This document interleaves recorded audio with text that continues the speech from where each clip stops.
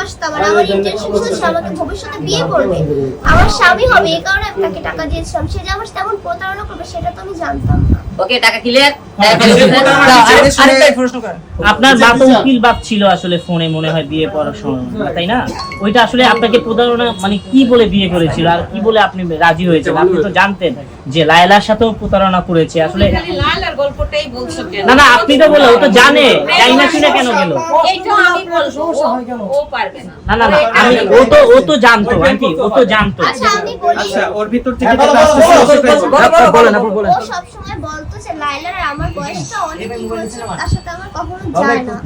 তোমার সাথে আমার যায় কারণ তুমি আমার বয়সে ছোট, আর লাইলাকে আমি বিয়ে করিনি কখনো, তার সাথে আমার বন্ধুত্বপূর্ণ সম্পর্ক ছিল। এই কারণে আমি তার সাথে সম্পর্ক করেছি। ও কখনো আমাকে এটা স্বীকার করেনি যে ও লাইলাকে ভালোবাসতো। আপনি তো জানতেন যে আসলে লায়লার সাথে অনেক ভিডিও বানাইছে, লায়লার সাথে অনেক ভিডিও প্রকাশ হয়েছে এবং রুম ডেটেরও ভিডিও প্রকাশ হয়েছে ওদের সাথে, তো তারপরও আসলে আপনি বুঝবেন। আমার অল্প বয়স ছিল, আমি ছোট ছিলাম, এই কারণে আমি একটা ভুল করেছি, আমি নিজেকে শুধরে আমি এখন বুঝতে পারি আর লায়লার কাছ থেকে আমি সরে গিয়েছি। এবং স্কুলে যাওয়ার সময় আপনাকে কি হয়রানি করতো কিংবা আপনি বলছেন যে আমার কলেজের সামনে যে ও বসে থাকতো, কয়েকদিন ধরে বসেছিল, আমার ফ্রেন্ডরা দেখে বলছে ছেলে কেন এখানে আসছে। তো এই 2-3 দিনে গিয়েছিল, এরপর আর যাইনি। আমি যখন বলেছি তুমি আর যাবা না ওখানে, তখন আমি যাইনি। অফার করছে, তো এই কারণে আমিও তখন বলে গেছিলাম যে এত বড় একটা সেলিব্রিটি যাকে বাংলাদেশে সবাই চিনে, এটা আমার মাথায় কাজ করে না যে ভালো হিসেবে চিনে না খারাপ হিসেবে চিনে। তো আবার সে আমাকে অনেক বেশি কেয়ার করতো, মানে আমি অসুস্থ শুনলে সে আমাদের বাসার নিচে চলে আসতো আমাকে দেখার জন্য। তো সব কিছু মিলিয়ে আমি মানে রাজি হয়ে গেলাম।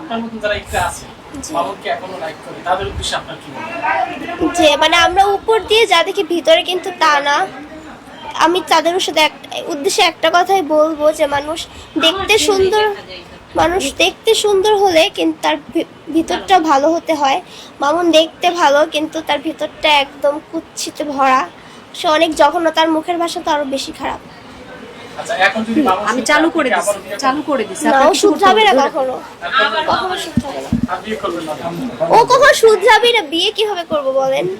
আচ্ছা এখন নেক্সট কার সাথে করবেন? আপনি যদি টিকটকদের পছন্দ করেন। টিকটকার আমি মাফছে, আমি আর টিকটকারের ওখানে যাচ্ছি না।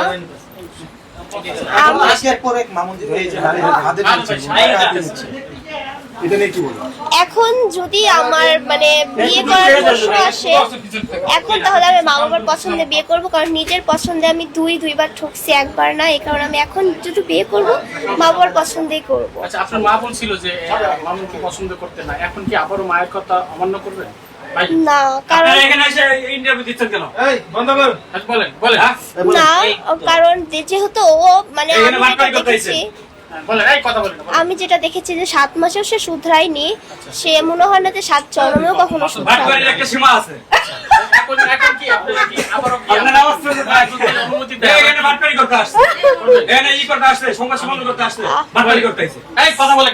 সরি, আপনার প্রশ্নটা বুঝিনি। না, ও আমার মন থেকে এখন উঠে গেছে, আর সম্ভব না।